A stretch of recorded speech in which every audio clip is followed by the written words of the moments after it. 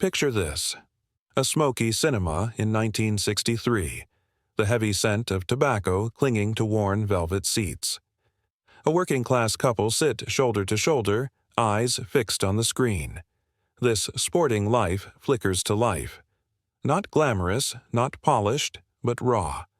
Gray skies loom over coal yards and corner pubs.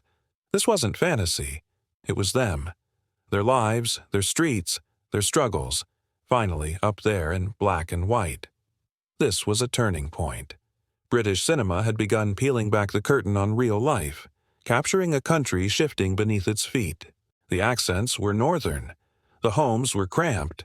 The emotions, brutally honest. No posh narrators, no tidy endings. And yet today, so many of these films have faded from memory, forgotten reels of working-class truth. But when we dust them off, we rediscover something startling. Britain, unfiltered. What follows are 10 films that told it exactly like it was. The early 1960s weren't all miniskirts, Beatlemania, and bright neon optimism. Before the nation found its swagger, Britain was still catching its breath from the war years. Streets were lined with bomb sites that hadn't yet been rebuilt, and many families still lived in cramped terraces with outdoor loos. Yet beneath that grayness, something vibrant was beginning to stir. Working-class voices, long ignored, were getting louder. Young people, the first generation with wages to spend and dreams beyond survival, were starting to rebel. They questioned authority, resented class ceilings, and wanted their own stories told, not the polished fantasies of drawing-room comedies. Filmmakers paid attention. They picked up their cameras and headed to council estates, mills, schools, and pubs. What emerged became known as kitchen sink realism, the British New Wave, where characters were flawed, streets were gritty, and life wasn't softened for anyone's comfort. All the while, society itself was shifting. Women pushed for liberation. The sexual revolution cracked open old rules. Urban housing struggles exposed inequality. Britain was changing faster than many could understand. And cinema captured every growing pain, often before the newspapers did, setting the stage for the films we about to revisit next. In a time before high-budget blockbusters and CGI explosions, British cinema in the 1960s was doing something far more radical. It was telling the truth. These weren't films about fantasy or escape. They were about us, the way we lived, loved, worked, and wondered what it all meant. Each of these 10 films captured a version of Britain that was raw, complicated, and changing by the minute. E1, Saturday Night and Sunday Morning, 1960. Angry, aimless, and defiant, Arthur Seaton worked in a factory by day and drank hard at night. Why it mattered. This was one of the first films to show the working class not as comic relief, but as fully human, frustrated, reckless, and real. Now, it's a snapshot of a Britain before political correctness, where emotions boiled over and choices were limited. 2. A Taste of Honey, 1961. A teenage girl becomes pregnant by a black sailor, then forms a tender bond with a gay man. Why it mattered. It shattered taboos. Mixed-race relationships, single motherhood, and homosexuality were rarely acknowledged, let alone shown with such grace. Now, still brave, still tender, proof that working-class life was never just black and white. 3. The Loneliness of the Long-Distance Runner, 1962. A reform schoolboy runs, literally and figuratively, from the system trying to break him. Why it mattered. This was rebellion on a personal scale. The long, quiet act of defiance that felt truer than any protest march. Now, a haunting reflection on control, choice, and the cost of being free. 4. Billy Liar, 1963. Billy lives in his head, spinning wild fantasies to escape his dead-end job and dull surroundings. Why it mattered. It captured a generation caught between dreaming big and being told to settle down. Now, we still know Billies, in every workplace in every era, choosing fantasy over a future they never chose. 5. The Servant, 1963. A posh homeowner hires a manservant.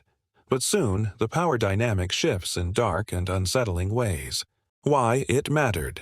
It peeled back the layers of British class structure, showing how fragile and performative it really was. Now, still chilling, still relevant. A masterclass in manipulation and the masks people wear. EO6, The Knack in How to Get It, 1965. A young man navigates sex, status, and confidence in a stylized, swinging London. Why it mattered. It poked fun at the so-called sexual revolution, showing how shallow confidence could be. Now, a quirky time capsule of changing attitudes. Part satire, part social document. 7. Alfie, 1966, charming, selfish, and emotionally vacant, Alfie bounces between women without thinking of consequences. Why it mattered. It flirted with misogyny before confronting it head-on. Alfie's wink to camera eventually fades into regret. Now, a powerful look at masculinity and emptiness. The ending still lingers. 8. Georgie Girl, 1966. Georgie is cheerful, awkward, and constantly undervalued in a world that celebrates glamour. Why it mattered. It showed that not every woman wanted the mod lifestyle, and not every happy face was truly content. Now, quietly feminist, charmingly human, a rare portrait of an ordinary woman in an extraordinary time. 9. If, 1968. A surreal, violent rebellion erupts inside a British public school. Why it mattered. It wasn't just about school. It was about authority, conformity, and the hidden rage of youth. Now, still disturbing, still rebellious. A warning that repression always seeks a release. 10. Kez, 1969. A Yorkshire boy finds hope in training a kestrel, a small act of beauty in a hard, uncaring world. Why it mattered. Perhaps the most honest portrayal of working-class childhood ever put to film. Now, devastating, uplifting, pure, a reminder of how a single connection, even with a bird, can mean everything. Each of these films is more than entertainment. They're emotional archives. Little mirrors reflecting who we were and what we wanted to become. Some are rough around the edges. Some are poetic. All are unforgettable. And as we step back and reflect on what these stories meant to audiences back then, we begin to realize they weren't just watching films. They were seeing themselves, often for the very first time. For many people sitting in darkened cinemas during the 1960s, these films were more than entertainment. They were recognition. For the first time, they saw characters who spoke like they did, lived in houses like theirs, and wrestled with problems that weren't tidied up by the final scene. There were no bowler hats or grand country estates. Instead, you could almost smell the pubs, hear the clatter of the factory floor, and feel the rain soaking into the cobbles of a terraced street. These stories gave shape to emotions people had carried quietly for years. The frustration of being told to know your place. The yearning for a bigger life without knowing where to find it. The sadness of watching a familiar Britain transform into something both exciting and unnerving. For many, cinema finally spoke their language. Honest, rough-edged, hopeful in small ways. When audiences watched these films, they didn't escape reality. They confronted it. And that confrontation felt strangely empowering, because suddenly, it wasn't just their struggle. It was everyone's. And that shared reflection leads us naturally into thinking about what all this honesty means when viewed through modern eyes. We live in an age of instant everything. 15-second videos, endless scrolling, a skip button always within reach. Stories are faster, flashier, filtered beyond recognition, and yet, somehow, those old black-and-white films feel more truthful now than ever before. There were no algorithms then. Just honest stories, patiently told. No jump cuts. No polished sound bites. Just the raw texture of real life, captured in long takes, awkward silences, and ordinary faces. Would a teenager today sit through Kez? Maybe not. But for those who lived it, who remember the chalk dust and schoolyard cruelty, it's more than a film. It's memory on screen, unpolished, undeniable. And maybe, just maybe, that's why these films still matter now, perhaps more than ever.